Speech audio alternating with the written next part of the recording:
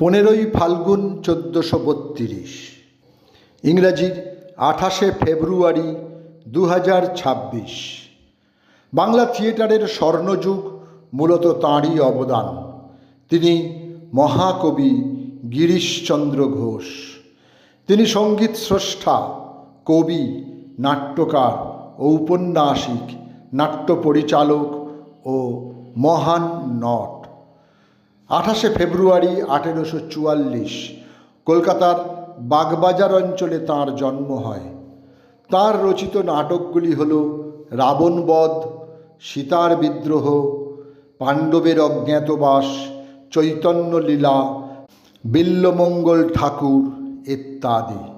1877 সালে মেঘনাদবধ কাব্যে রামচন্দ্র ও মেঘনাদ উভয় ক্ষেত্রেই অভিনয়ের জন্য সাধারণী পত্রিকার সম্পাদক অক্ষয়চন্দ্র সরকার তাঁকে বঙ্গের গ্যারিক আখ্যায় ভূষিত করেন।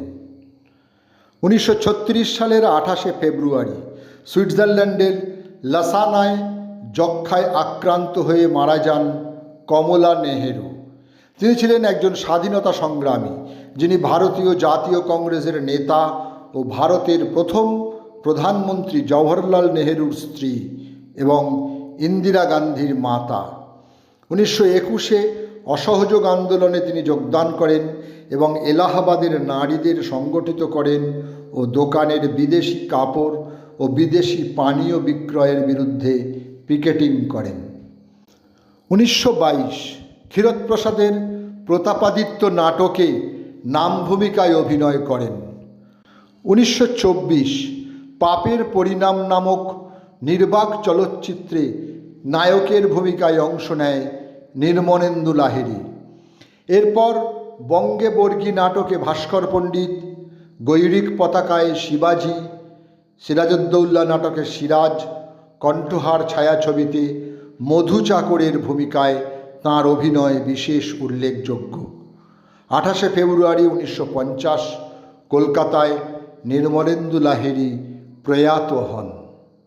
স্বাধীন ভারতবর্ষের প্রথম রাষ্ট্রপতি, জাতীয় কংগ্রেসের নেতা ও একজন প্রথিতযশা আইনজীবী ডক্টর রাজেন্দ্র প্রসাদের আজ মৃত্যুদিন। সময়টা 1963। বাঁকিপুর জেলে তিনি 3 বছরের বন্দি জীবনের কথা লিপিবদ্ধ করেন তাঁর আত্মকথা গ্রন্থে। সময়টা 1946। 28শে ফেব্রুয়ারি 1970 ইহলোক ত্যাগ করেন বিশিষ্ট অধ্যাপক, বাংলা ও ইংরাজি সাহিত্যের গবেষক শ্রীকুমার বন্দ্যোপাধ্যায়। কর্মজীবনে তিনি রিপন কলেজে, প্রেসিডেন্সি কলেজে ও কলকাতা বিশ্ববিদ্যালয়ের সাহিত্যের অধ্যাপনা করেন এবং স্বাধীন ভারতে ভারতীয় জাতীয় কংগ্রেসের রাজনীতিতে অংশ নেন। পশ্চিমবঙ্গের ব্যবস্থাপক সভার সদস্য হন। ইংরাজি সাহিত্যের ইতিহাস, বঙ্গ সাহিত্যে উপন্যাসের ধারা, বাংলা সাহিত্যের কথা ইত্যাদি তাঁর উল্লেখযোগ্য গ্রন্থ।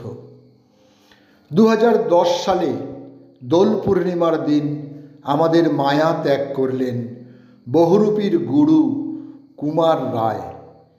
মে 1997 তিনি লিখেছেন, আমার মরে যাওয়ার পর যদি কিছু লিখতে চাও তবে জেনো, যারা থাকলে আমার অনুরোধ বহুরূপীকে আত্মীয়ের মতো দেখো।